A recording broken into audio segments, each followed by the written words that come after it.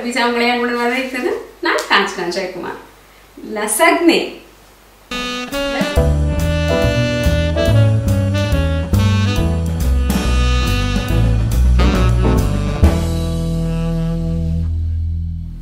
Vegetarian லசக்னே எப்படி பண்றதுன்னு இன்னைக்கு பார்க்க போறோம். இந்த லசக்னேயோடைய ஒரு சிறப்பு தன்மை நம்ம இன்னைக்கு பார்க்க போறது என்னன்னா, பொதுவா இதை வந்து நம்ம கீரை மற்றும் காளான்கள் வச்சு எப்படி சமைக்கிறதுன்னு பார்க்க போறோம். இந்த கீரை வந்து உடம்புக்கு ஆரோக்கியத்துக்கு ரொம்பவே நல்லது. காளான்களும் அதிகமான புரதச்சத்து இருக்கிறதுனால அதுவும் உடம்புக்கு நல்லது.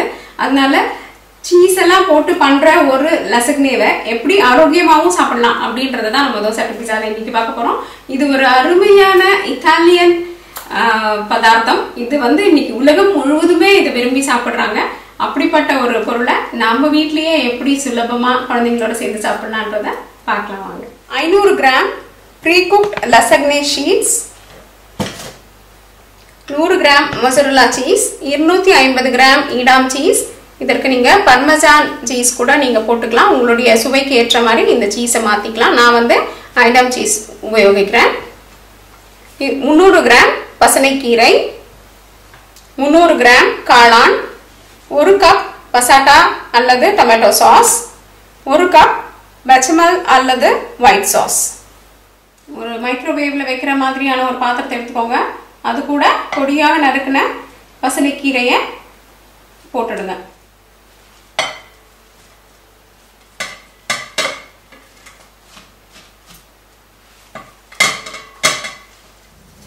ஒரு தேக்கரண்டி உப்பை இது மேல தூவி இதை மைக்ரோவேவ் அவன்ல 5 நிமிடங்களுக்கு வச்சு எடுக்கலாம்.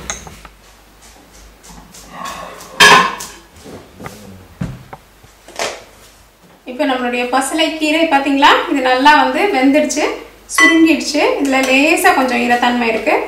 இது வந்து நம்ம ஷீட்டில் போடும்போது சரியாயிடும். இதை நீங்கள் வந்து மைக்ரோவேவ் உபயோகப்படுத்தாமல் நேரடியாக அடுப்பில் உபயோகப்படுத்துறதா இருந்தால் ஒரு நல்ல வானிலையில் எதுவுமே அடியில் அதில் எண்ணெயோ தண்ணியோ எதுவுமே போடாமல் அந்த இலைகளை மட்டும் அப்படியே போட்டு மிதமான தீவில் வச்சு வதக்குனீங்கன்னா இதே மாதிரி 5 நிமிஷத்தில் சாதாரணமான நிலையும் இது தயாராகிடும். இது நான் வந்து மைக்ரோவேவ்ல இன்னும் சுலபமாக பண்ணுறதுக்காக உங்களுக்கு இந்த முறையை காமிச்சேன். இந்த காளான்களை இப்போ ஒரு நல்ல வட்டமான அகலமான ஒரு தட்டில் நல்லா இப்படி பரப்பிட்டு இதையும் நம்ம மைக்ரோவேவ்ல 3 to 5 நிமிடங்களுக்கு வச்சு எடுத்துடலாம்.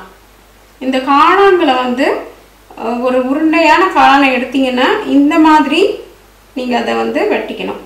இந்த மாதிரி வெட்டிக்கணும். நீங்கள் வந்து காளான் வந்து பார்த்து வாங்குங்க. அது இன்னும் நல்லாவே இது இன்னும் கொஞ்சம் கூட ஃப்ரெஷ்ஷாக இருந்தால் இன்னும் சுவை நல்லாயிருக்கும். இந்த மாதிரி கருப்பு இல்லாமல் மொத்தமாகவே வெள்ளையாக அழகாக இருக்கும். அதை நறுக்கி உள்ளே வைக்கும்போது அது மாதிரி கிடச்சிதுன்னா அதை வாங்கி உபயோகப்படுத்த முயற்சி பண்ணுங்கள். கொஞ்சோண்டு உப்பை இது மேலே தூவி மைக்ரோவேவ் அவனுக்குள்ளே வைக்கலாம். நம்மளுடைய மஷ்ரூம் பாருங்கள் நல்லா தயாராகிடுச்சு, வெந்துடுச்சு. இப்போது தயாரான நிலையில் இருக்குது லசக்னேல போடுறதுக்கு. இப்போ லசக்னே பண்ணுறத பார்க்கலாம். இப்போ அவனுக்குள்ளே வைக்கிற மாதிரியான ஒரு சதுரம் அல்லது நீள் சதுரமான ஸ்கொயர் அல்லது ரெக்டாங்கிள் அப்படின்னு சொல்லக்கூடிய இந்த மாதிரி ஒரு பாத்திரத்தை எடுத்துக்கோங்க. இதை வந்து நம்ம முதல்ல எண்ணெய் போட்டு அடியில் அதோட எண்ணெய் தன்மையை நம்ம அடியில் போட்டுட்டோம்னா அந்த லசக்னே அடியில் ஒட்டிக்காது. அதுக்காக எண்ணெயை தடவிடலாம் கம்ப்ளீட்டாக.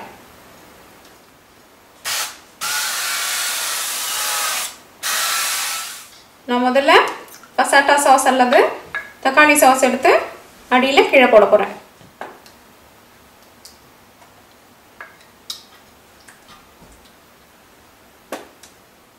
நல்லா பரப்பி விட்டுட்டு இது மேலே லசக்னே தாள்களை வைக்க போகிறோம்.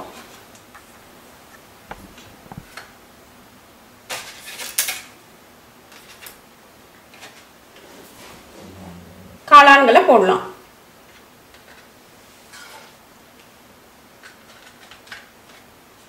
அடுக்கு 4 இதில் நம்ம 4 அடுக்கு வைக்க போகிறோம். அதுக்கேற்ற மாதிரி மஷ்ரூம் காளான்களையும் கீரையையும் பகிர்ந்து வச்சுக்கோங்க. இதுக்கு மேலே ஒயிட் சாஸ் அல்லது பெச்சமல் சாஸ்.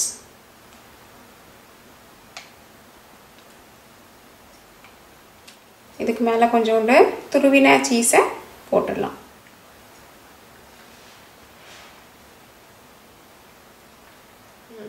இப்போ அடுத்த அடுக்கான லசக்னே ஷீட்டை வைக்க போகிறோம். அதை வந்து நீங்கள் இந்த மாதிரி வச்சுக்கோங்க. ஒரு பக்கம் இப்படி வச்சிங்கன்னா அடுத்த பக்கத்தை இந்த மாதிரி வைக்கணும்.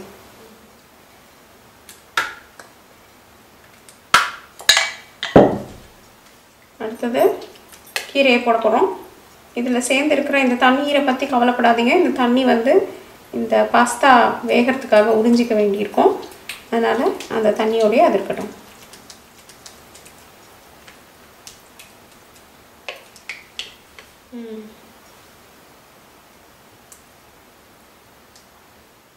இதே மாதிரி மாற்றி மாற்றி பண்ணிட்டுருங்க கடைசி அடுக்கு வைக்கிற வரைக்கும்.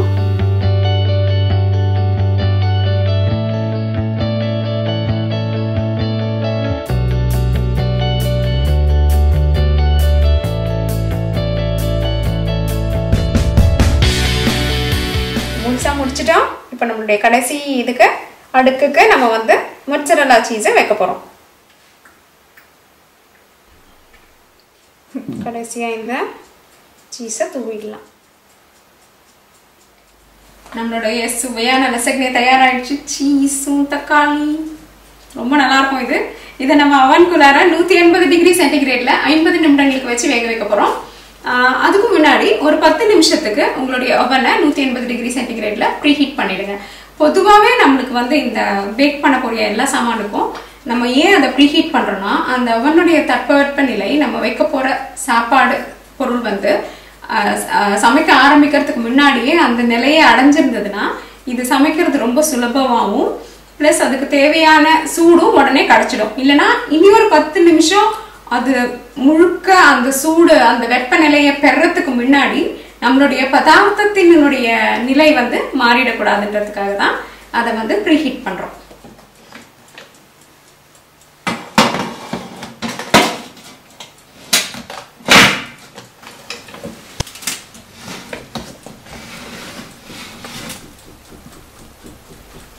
இப்போ நம்மளுடைய லசக்னே தயாராகிடுச்சு. இதுக்கு மேலே பேசில் இலைகளையும் ஒரிகனோவையும் தூவிடலாம்.